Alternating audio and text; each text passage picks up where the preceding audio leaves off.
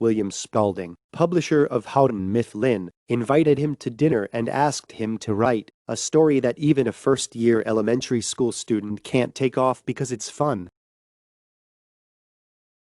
Later, there was an additional requirement, which limited the words to be used. William Spalding hoped to write a story using only 225 limited words. At first, he responded that it was nonsense.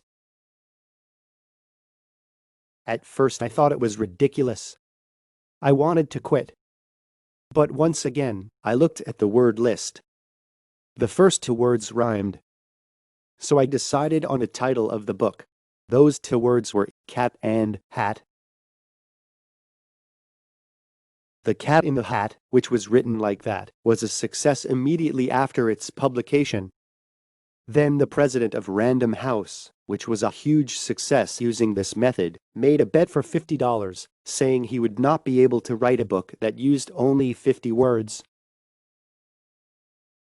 In response, he won the challenge by creating a story called Green Eggs and Ham, which used 49 words with one syllable and the word anywhere.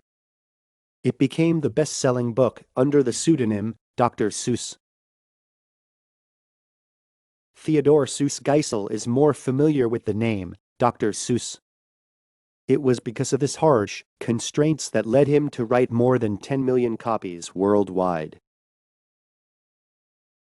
We often think that limiting resources can't produce innovative results, which is called the constraints myth. In short, the notion that constraints blocks creativity.